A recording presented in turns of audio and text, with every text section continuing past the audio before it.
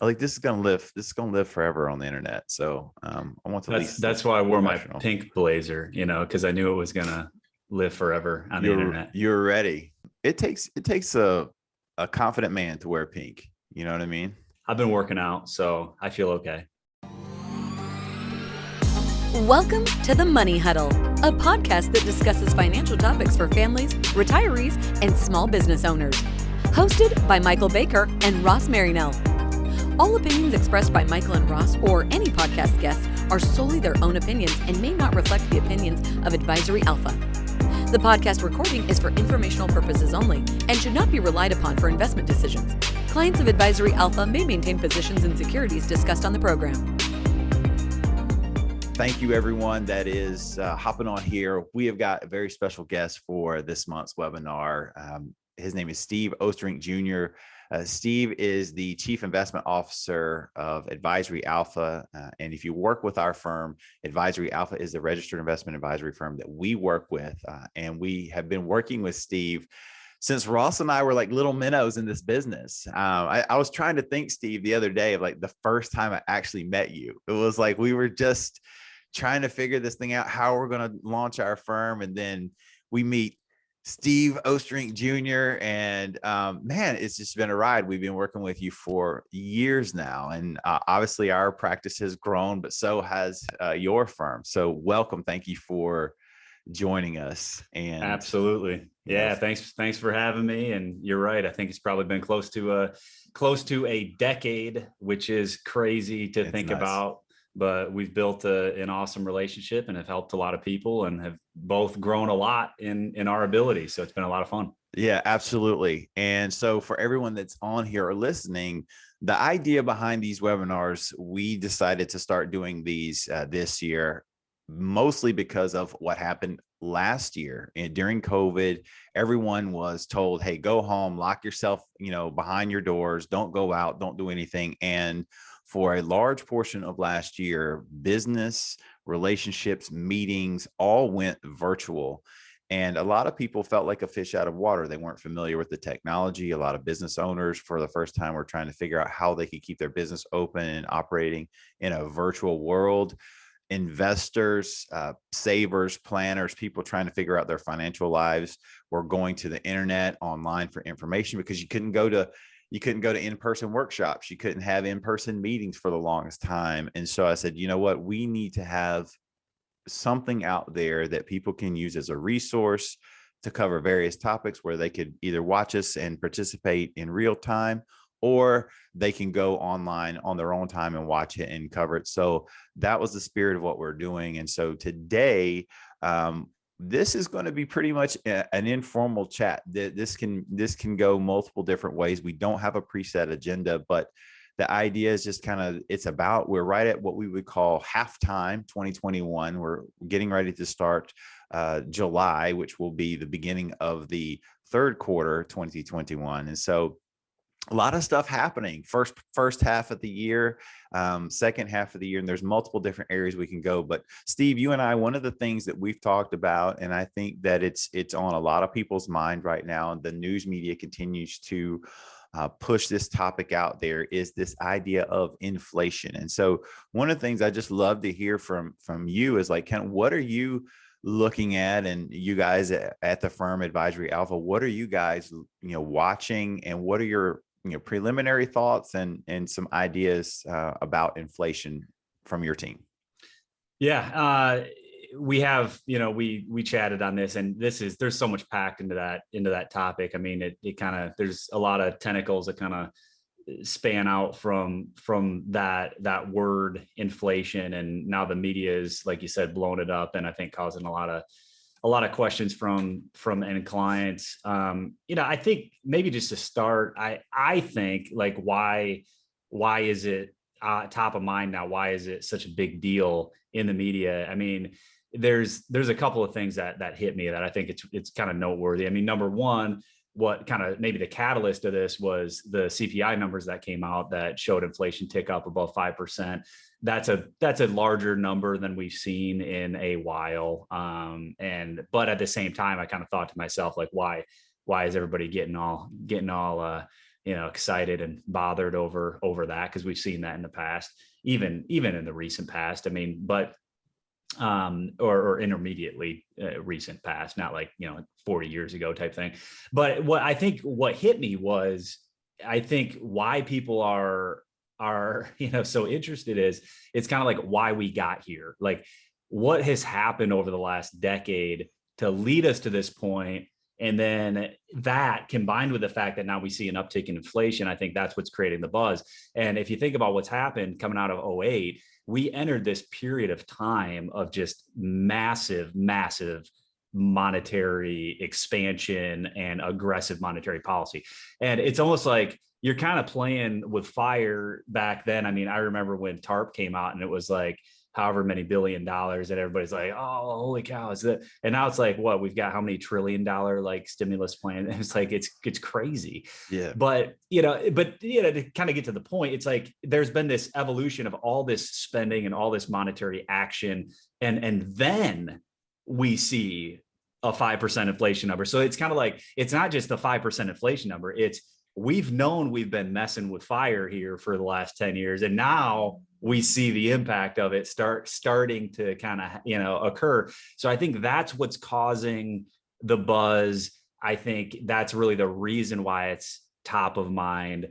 And I think it's worth just understanding that perspective, because it's not just the fact that it's we saw 5% inflation. That's not the reason for it. The reason is we know what we did to get here. You know what I'm saying? Absolutely. And, it's funny that you mentioned TARP, because some of the people now that are going back, because obviously we're practically a decade removed from that. So crazy. Everyone's had ample opportunity to go back and really study what happened in the ebbs and flows during that time, which, some of the critics are saying that they didn't go big enough during TARP. And so they didn't want, from a fiscal perspective, to make that same mistake again. And I think that could be playing into why, we're throwing around now $1 trillion here, $1 trillion there. And the other thing too, that I think was interesting, and I've had conversations with others about this, is there wasn't a lot of direct stimulus to the consumer during the financial crisis. I think there was maybe one small little something, but this time there were multiple rounds that went out to people. And, one of the big criticisms of that was money was in a lot of cases given to people that didn't need it. But when you're rushing through legislation, things always get missed. And I think they tried to hone that in a little bit on the later rounds. But, you had some people who continued to work, but then they got several $1,000s. And, one of the things too is you set people at home. Now they're looking at the home projects that they wanted to do, and now they're dealing with. And so we saw, a lot of spending, I think, as a result, that in the financial crisis, money was given to, lots of people, but it didn't always make its hands directly, didn't always make it directly to the consumer. Their banks weren't as, lending as much out. In this case, they said, we're giving money directly to people. And I think that could have, an impact as well. Yeah. And I think it's by nature the problem, right? Like back then there was a financial institution lockup. I mean, they needed liquidity for institutions to lend and have that money available. This situation with COVID, it was a kind of a consumer driven problem. I mean, consumption was halted, because of activity. And so I think they tried to direct it more to consumers. Some of that makes sense, but nevertheless, right, it's like money expanded in all cases. Right. There was aggressive monetary policy for now different reasons, but that has compounded over the last decade. And now all of a sudden, here we are. So I didn't answer your question. Where are we going? I don't think inflation is going to go out of control. It's not some Zimbabwe, right? Like where we're going to have like 2.8 million% inflation over the next couple of years. I don't see crazy inflation. But I do see higher inflation than what we've been accustomed to. And I was looking at some charts. I actually just did another presentation on inflation, particularly recently. And it's just, we've been in this environment where 2 to 3% inflation has just been normalized. And when you're in that environment of 2 to 3% inflation, it's almost so arbitrary, so nominal, it just doesn't even come on people's radar. It's like it's just so boring, right? And now all of a sudden it's like, oh man, like even if we hit 5% or 6% inflation, that's now meaningful. But it's meaningful not only because it's larger than 2 or 3% inflation, it's meaningful because returns are compressed. You know, when you look at interest rates for fixed income, and that impacts equities as well, we're in a low rate environment. So now you combine a low return environment with even slightly elevated inflation, then all of a sudden we have a larger problem on our hands. And I threw out this term more recently, probably a term that people are maybe familiar with, but it hasn't gotten a lot of attention because of what I just said, is the idea of real returns. Real returns versus nominal returns is just adjusting inflation out of your returns of what you're receiving from an investment. Now, real returns versus nominal returns hasn't been a big deal because, again, inflation low, historically returns have been higher. Okay, now we're in a lower return environment. Inflation is even ticked up a little. All of a sudden, the difference between a real return and nominal return on any investment is it's going to become part of kind of normal vernacular, because we have to know what that investors need to know exactly what those differences are, because now it is a really meaningful difference. And so I think just some of this is just psychological, right? I mean, it's just these are not new terms or new thoughts or new breakthrough, thinking. But it's just the landscape is shifting, and it's gonna hit financial advisors and investors in a way behaviorally and psychologically that I think just people need to prepare for. Absolutely. And because you bring that up, that was a perfect segue into kind of the next thing that I wanted to talk about was, how should people be thinking about positioning their assets? I mean, of course, we've got the grand idea of, we fully believe in planning and having a financial plan. So of course, some of this stuff is a little bit needs to be individualized. However, with the concept of real returns, there's a lot of people that sometimes, because of market uncertainty or fearfulness or emotions or whatever the reasoning, will tend to hoard cash and hold cash in these low yielding investments like money market accounts, savings accounts, even stable value funds inside of 401ks now may not be able to give you a real rate of return where you're actually maintaining the purchasing power of those dollars. So what do you think folks should be thinking about as far as, right sizing a cash position, or maybe looking at their overall investment structure and with a longer term mindset, in place versus, hey, I'm just more nervous about some short-term market volatility? Yeah.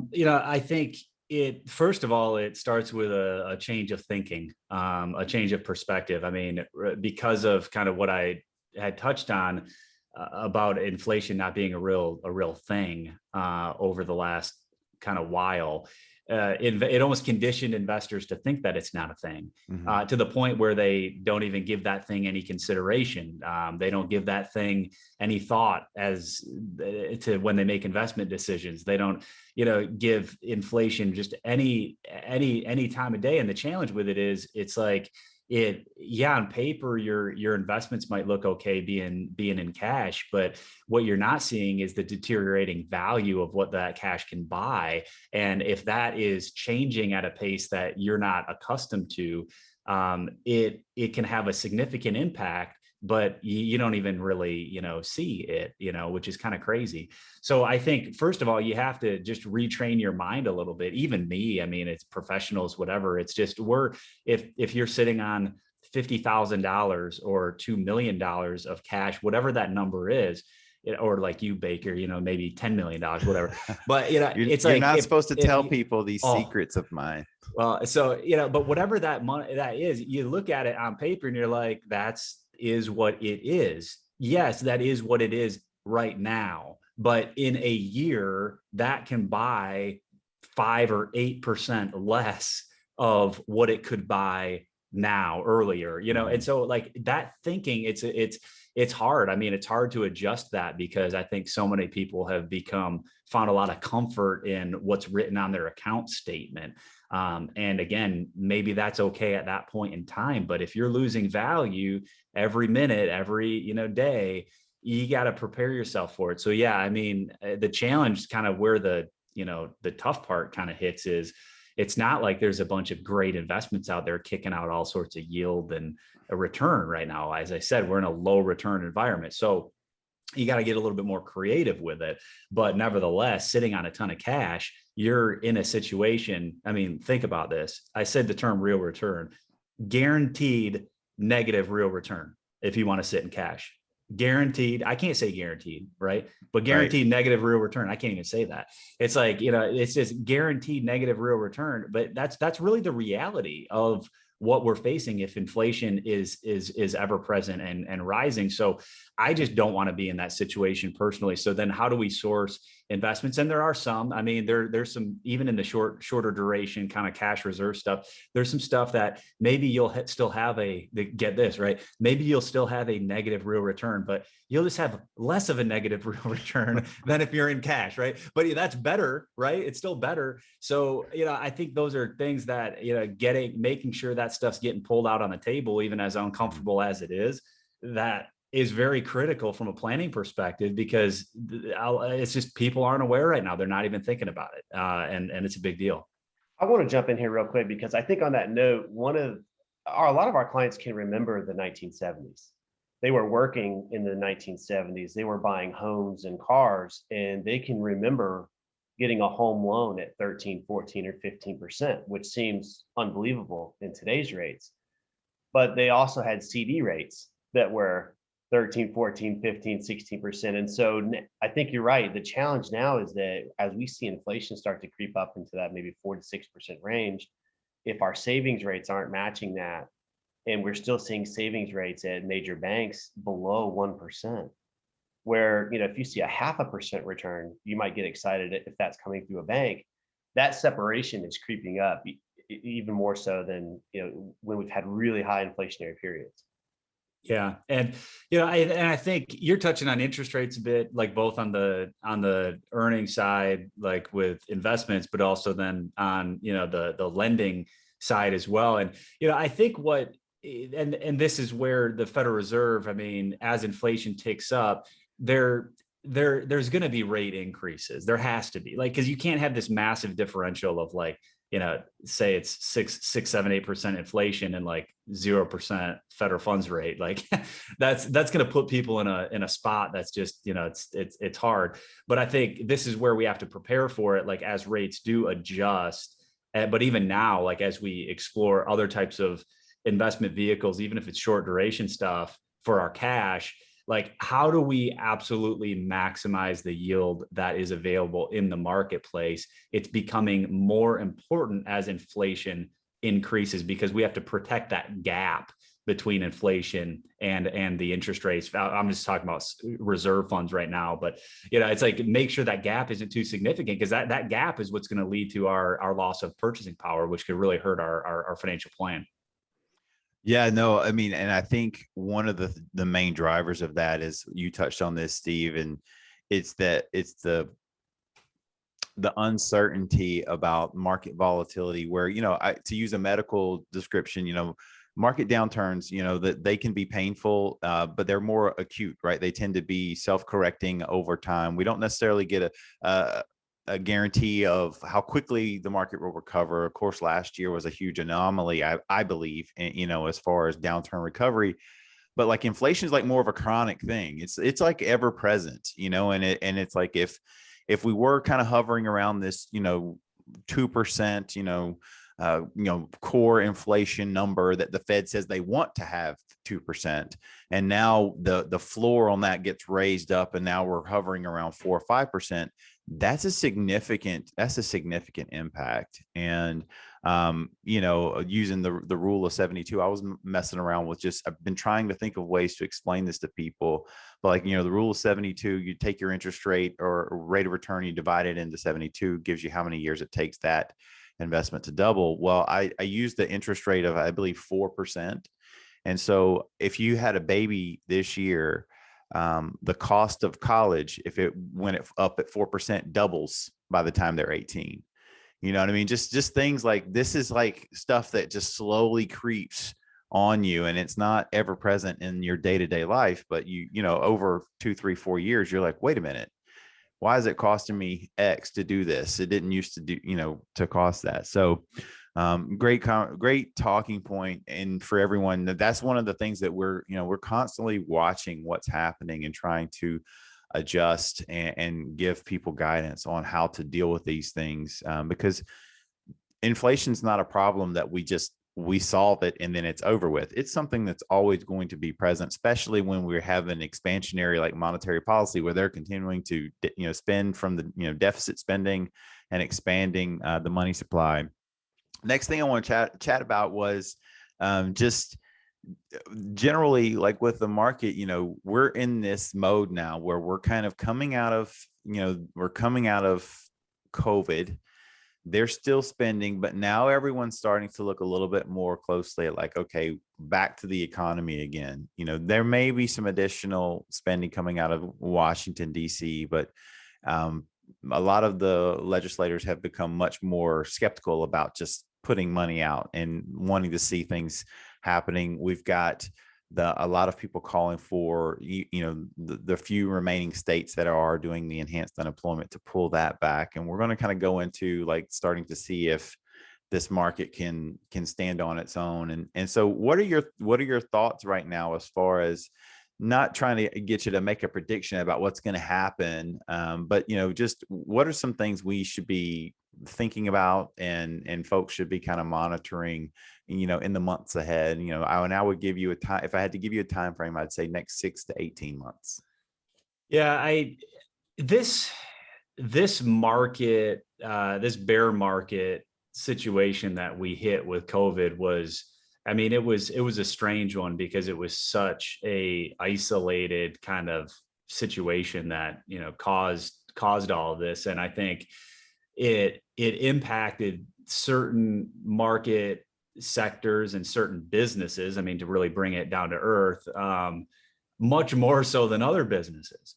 And then you had this monetary, mainly fiscal response, because monetary policy, which is the Federal Reserve, messing with interest rates and stuff. Interest rates were already floored, although once COVID hit, they did floor them. They had raised a little. They had raised them just enough so they could actually cut them again. Bring it again, yeah. So they did that, but then most of the stimulus that we've been talking about, it's all fiscal. It's all governmental kind of spending to try and prop up the economy, right?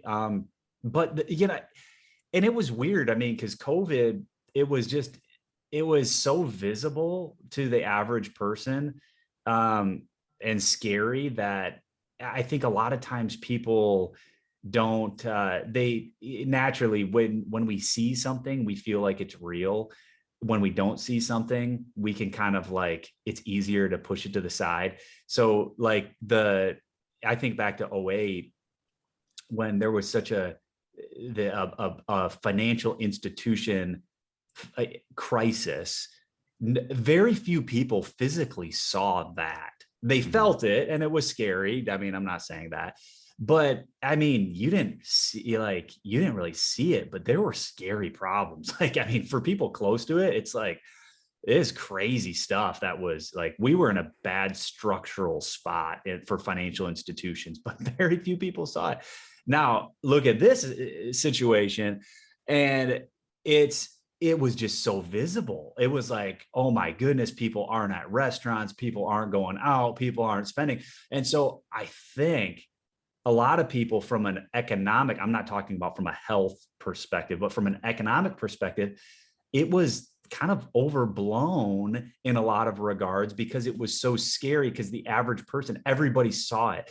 Now, again, it was scary. I'm not saying that, but it's just from the response, the fiscal response was so aggressive. And I listen, I'm not the one making those decisions, and I don't have all the facts. That's fine. There's smarter people that can make those decisions in terms of how to deploy fiscal, stimulus.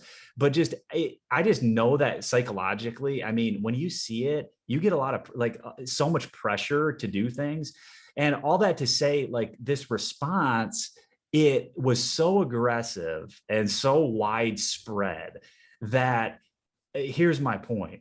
There's a lot of businesses that have been making more money than they have ever made, ever, period. The number of businesses that I talk to that have had the best possible years that they've ever experienced over the last 12 to 18 months, I have never heard that in my entire life. It's crazy, but then you've got restaurants and gyms and stuff that, yes, they have gotten crushed.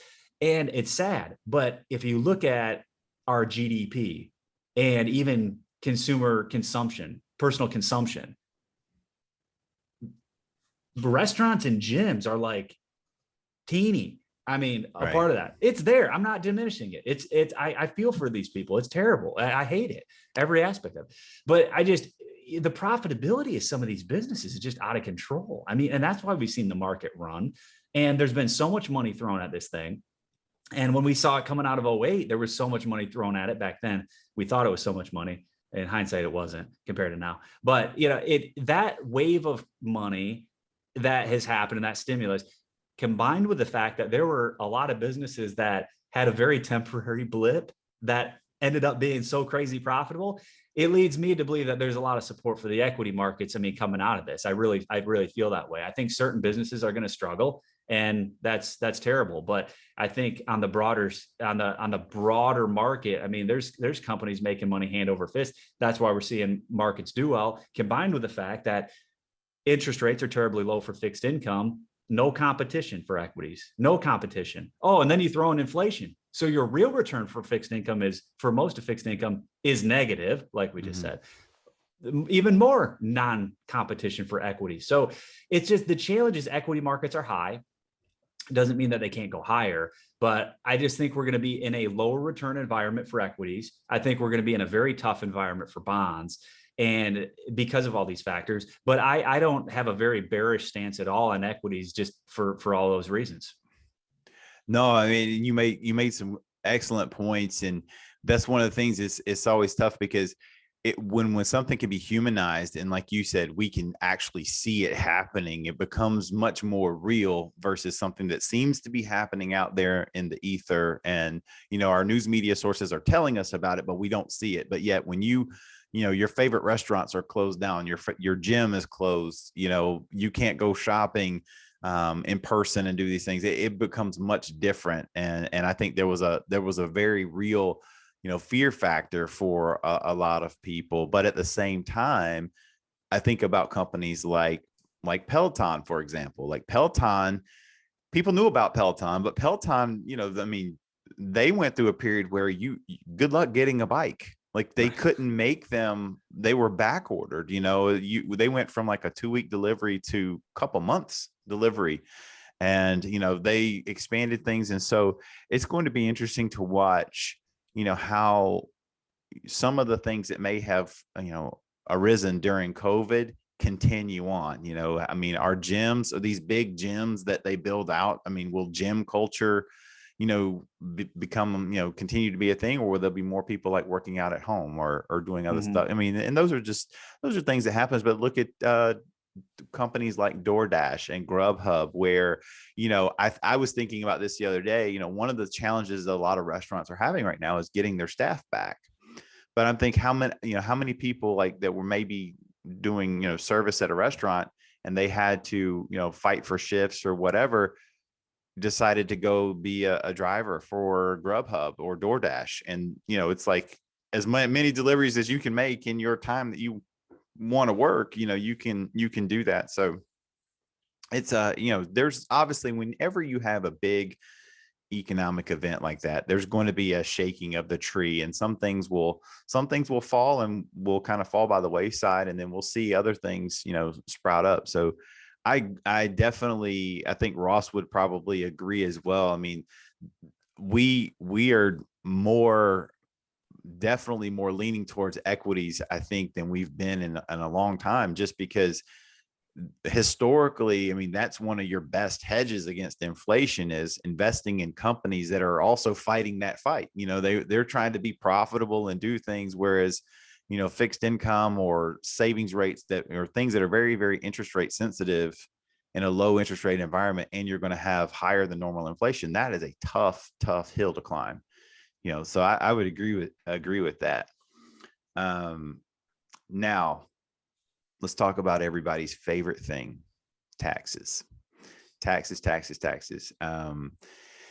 Nothing seems to have come across yet in the form of actual legislation, at least anything that I've seen. But we know what some of the proposals are. And obviously, as you guys know, and hopefully people that are watching this know, one of the things, we've created all this money, and the federal government, a core tenet of modern monetary theory. We won't go down that rabbit trail today, but part of modern monetary theory, which seems becoming more like an orthodoxy of some of our politicians, like deficits don't matter. Well, one of the ways that you extract or pull some of that money supply back is through taxes. And so we've heard things about long-term capital gains rates changing, stepped up basis at death changing, raising the top income tax rates. Multiple different proposals happening. There was an expansion of, I think, the FICA taxes, raising the ceiling on that. Multiple things happening. How important do you feel taxes are going to be for investors in the future, and as far as managing not just their income sources and how they're taxed, but really paying attention to their effective tax rates and trying to optimize for, paying what we owe, but not paying what we don't, right? Yeah, this is such a fun topic for me, because I actually like to talk about it. I'm not a CPA. I don't have like a tax preparation or kind of audit or whatever background at all, but it's the topic of tax. I mean, it's so integrated with wealth management. I mean, to the point of like in the certified financial planning designation and many others. I mean, it is a key component of, those types of designation programs for financial advisors. But then on the flip side, very few financial advisors talk about it. Well, let me stop you though, because you said something great, and I don't want to let the moment pass, because you used the term wealth management, and I believe wholeheartedly our industry does a horrible job, because they make wealth management like synonymous with like managing portfolios. Mm-hmm. And I'm like, no, wealth management touches so many different things. It's your tax, it's your taxes, it's your income, it's your financial capital, your human capital, multiple different approaches. To me, think of like wealth management, right? Absolutely. And so I just wanted to like back you up on that, because you're right. It's not just portfolio management. Like that's part of it, but that's not all of it. Yeah. And to some degree, that's, where I'm going. I mean, like the industry, and from the consumer perspective, investment management is what all financial planners do. And it's all kind of one and the same. And the discipline of financial planning or comprehensive wealth management, whatever you want to call it, is still not really, it's not real clear to average consumers quite yet. I mean, it's becoming its own thing. I mean, financial planning should be its own discipline apart from investment management. Most clients, I would argue, need both, but most advisors are not equipped to deliver both. And so I think it's just an odd, it's an odd thing with just trying to educate consumers on it. But so tax kind of falls into this realm of like a lot of financial advisors, and even the term industry is like, and I know this, Michael, but for the listeners or viewers, the idea of the term financial advisor is now, from a regulatory perspective, being somewhat kind of thrown out as like only applicable to certain types of advisors can call themselves a financial advisor. So, which is good, I mean, to some degree, but I think it's just important to know, like, when you're working with some kind of I don't even know what to call it, an investment professional, a financial professional, you could be dealing with somebody selling mutual funds for a commission, a comprehensive wealth advisor, an investment manager that's only doing investment management. There's all sorts of different types. And so I think that's very important, first of all, to make sure that we're not talking about just this whole community of these nebulous financial advisors. Now, there's very specific types of financial professionals in the industry, and that's critically important. So when we talk about tax, I don't like to make these absolute statements, but it's a subset of financial professionals that are articulate and aware of how tax planning should be integrated into the broader wealth management conversation. And there are a number of ways that it can, in a very powerful fashion. And actually, I'll relate it back to the last conversation of inflation, right? It's like, when inflation isn't crazy huge, guess what? The idea of inflation adjusted returns, or real returns, it's not that big of a deal. When inflation's big, all of a sudden real returns, understanding how inflation eats away at your returns, that's all of a sudden a big deal. Same thing on the tax side. It's like, if taxes are kind of normal and low or decreasing, like we've experienced with the prior administration, is tax integration into your wealth management plan a big deal?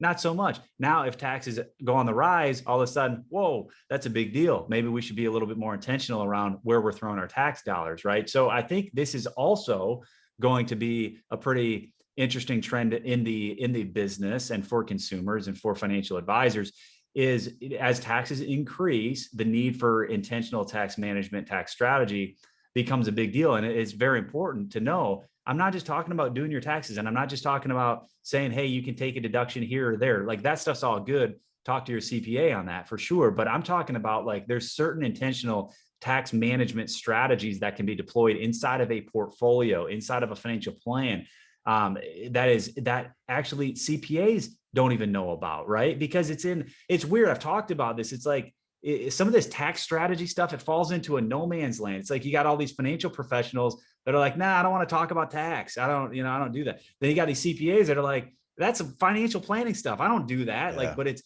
like very, I don't see a lot of people talking about some of these very powerful strategies that can be deployed inside of wealth management to save and manage the tax liability.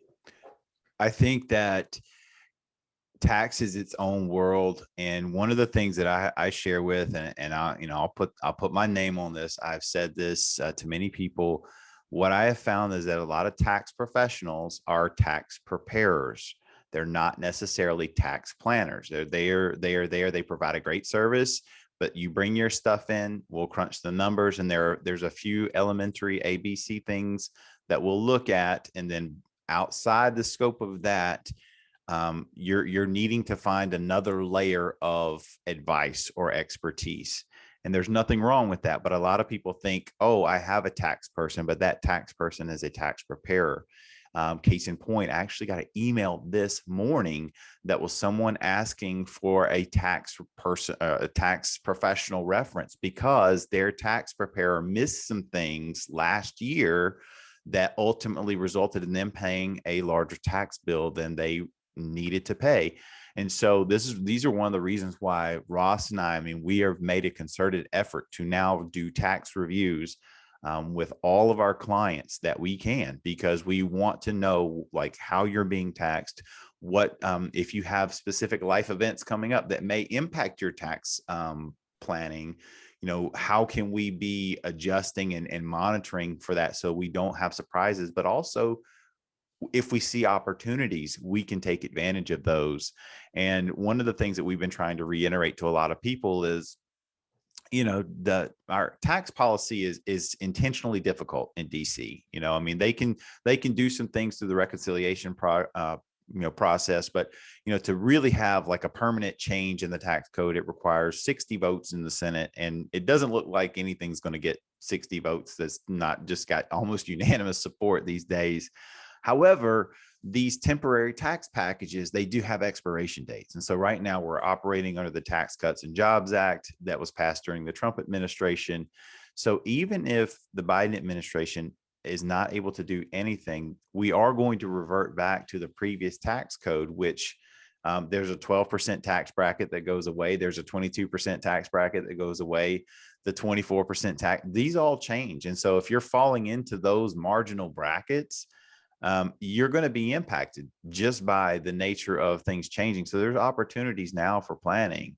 But some of these things that have been proposed are significant, like, if long-term capital gains get taxed differently. I think about business owners who want to sell their business, and their business now has a valuation over the threshold that they're allowing that. So now you may have been in a long-term capital gains situation with your business, but now that business is going to be, your proceeds are going to be taxed significantly. I think about our people that, they've done very well and they've saved, and they've got large IRA balances or large 401k balances, plus other taxable assets where they're going into distribution and they're doing RMDs. How will, a difference in long-term capital gains rates impact them? And so to me, again, taxes are a game we're always playing. And we don't get to like hit the easy button and say, you know what, we won the tax game, it's all done, unless, you just magically are able to convert everything to Roth IRAs and you're going to have tax-free income for the rest of your life. Those represent, imagine, a very small percentage of folks, but those are the things that we're looking at. And I know one of the things that you guys at Advisory Alpha have been doing, we've been paying more attention to, tax exposures inside of our portfolios and making sure we're doing things like tax loss harvesting. So maybe you could share just a little bit about that from a portfolio management perspective. Yeah, no, I think, just to give some more tangible examples of what we're talking about with how I think these worlds can come together on the tax side and the wealth management side is, you threw out tax loss harvesting. We can talk about that first, but it's this idea of selling positions that are at a loss and realizing the capital losses and then redeploying that capital into other investments, even if it's very similar investments. So what you're doing is you're just harvesting out those losses so that you can leverage those losses on your taxes against to offset either other realized capital gains or to some degree some earned income as well. So it's just, now you don't have to do that, but it's like kind of like, why wouldn't you? I mean, we saw it even last year through the volatility of the COVID world. It's like if a bunch of investments sank, why not sell them off and redeploy it? I mean, if there are other representative assets, we could still get the proper exposure for our clients, which we do a lot of research on. Why wouldn't we harvest out those gains so that we can use them? You can bank them, you can use them against future, or use those losses against future realized capital gains. So it's just something that you need the right systems and technology to be able to do that. We're in the process of actually rolling out some dedicated investment strategies around that to automate those processes in a really, really powerful way. And these are the things that are just going to make sense, as time progresses, I mean, especially if you're talking about, right, cap gains going from wherever they are today up to income, tax levels. I mean, you're talking about some massive, massive differences. And there's actually this term now, people have used this for a little while, I suppose, but it's a term of tax alpha, which is like the kind of the added value that a manager is providing through intentional tax strategy. So the tax alpha will keep going up and up. I mean, as tax rates go up and up, because there's more money to be saved, which is kind of scary. But another strategy is, this strategy of asset location, holding certain types of assets in either qualified like IRA money versus taxable money. I mean, certain investments generate more say income tax returns like yield and interest, sure, versus capital gains return like growth, appreciation. So there's some inherent like tax deferral benefit from certain assets like stocks, for example, that could be held in taxable accounts to kind of diminish out some of the tax impact. So again, just being intentional around this idea of asset location, where we're holding certain assets. And then a final one I'll just throw out is I like this term as well, tax diversification, which is just balancing out the types of kind of the pots of money that you have. I mean, and there's different strategies to balance that out and plan around what your income needs look like in the future, what your individual tax rate will be in the future. I mean, there's some tax diversification kind of strategies to kind of reallocate, like how much money do we have in these different tax buckets, so that we can kind of plan that out in the future to make sure we're not setting ourselves up in the future for some really tough tax situations, right? So yeah, and none of that, there's some art and science, I'll say, to some of that. I mean, because like with tax diversification, I mean, it's to some degree, it's forecasting out your own tax rate, but also forecasting out what we think future tax rates are, your tax brackets are going to be just in the general world, in the general country. So like we can speculate to some degree around that and make some educated decisions, but it's just having those conversations, I think is pretty cool, really. I mean, with advisors that are equipped to do that, I think, and again, back to my opening comment on this, it's as rates increase, as taxes increase, all these things, I mean, these can have a meaningful impact. I mean, people, there's fee compression in our industry, right? I mean, more eyes are on what the fees are that a financial advisor is charging. But man, look at when we're talking about how much money that can be saved on appropriate tax strategy. I mean, some of this stuff, some of those savings can absolutely dwarf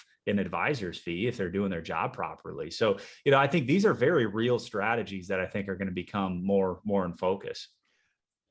I agree. And one thing that I am personally watching is the language being used on the stepped up basis at death, because that's a little bit something that I'm sure it's been discussed before, but that one's a little bit of a newer topic, kind of, and it kind of goes in there with the estate tax thresholds and with all of the buzzwords and the political posturing, one of the big things that's being discussed right now in our country, and I don't dispute that it exists, but is wealth inequality. And, there's a lot of people taking the position that, oh, well, this stepped up basis at death, this is how the wealthy people, pass on assets. And I would first say that no, wealthy people pass on assets by planning correctly. That's typically how they do that. But it's interesting because if they do seem to get that through, and it is something that where the threshold isn't right sized, where it captures, what I mean by that is it captures a lot more people than it probably should. One of the consequences of not having tax management all through your assets, and and as you kind of do a normal person's life cycle, it could have disastrous impacts for your heirs. Now, we work with a lot of people in retirement, and Ross would probably back me up on this, but I don't know that we have ever had in our entire meetings history with people more than maybe 10 people wanting to prioritize like what their kids are going to get. Most of our retirement clients are like, look, we want to make sure we're okay. We love our kids. We raised them. We put them through school. Now it's our time. We want to travel. We want to do things. We want to dote. We want to help our grandkids, and hey, if there's anything left, we want it to go to them, but we're not planning to adjust our life so that they, can do everything that we want to do. And we think that's great. However, at the same time, one of the things that's happening is if you don't properly manage that and they change that, your kids could inherit a nominal sum of money, but because there was no tax management, they may owe significant capital gains taxes just by proxy of inheriting the money or the assets. Think about houses. Houses typically an illiquid asset. It's not something you can just readily move. You have to maybe prepare it and put it on the market. But a $500,000 house that your parents bought for, or had $100,000 in, that $400,000 is stepped up right now under the current law, and becomes your basis at death. But just by inheriting the house, if you now own capital gains tax on that $400,000, well, where are you going to pay that? Or you sell the house and then you got to pay it. So that is something that's very interesting that we're watching, because that is a stealth way to get into a lot of people's pockets. And I don't think people really understand that, for the most part, because we get questions all the time when someone loses a loved one and they inherit some money. There are people like, well, I'm going to owe all these estate taxes. Like, no, we're not, like, oh, yes, I am. And I'm like, no, you're not. And they're like, yes, I am. And I'm like, listen, all right. So did you inherit, $25 million? And they're like, no. And I'm like, well, then we're okay. You know what I mean? It's so that is something that's going to change. And so in our last few minutes here, I want to pivot, and I want to get more personalized, because we got something really neat here on this call. We've got 3 dads here, talking heads. Steve is a dad. He's got kids.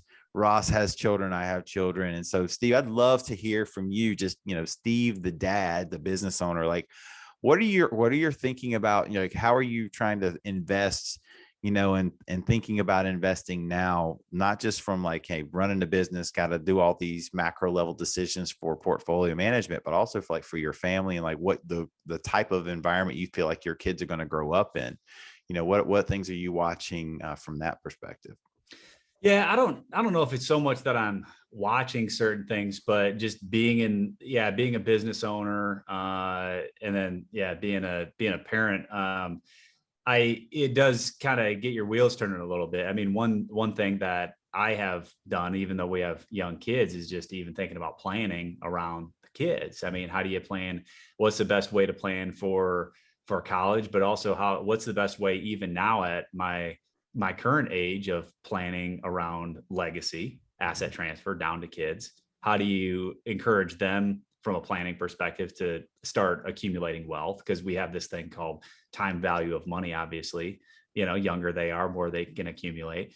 But the tax changes, the estate planning changes, the duration of time that they have to invest, and just building good habits. How do we do that and train that and make those decisions at a super young age? Because at heart, I am a planner here.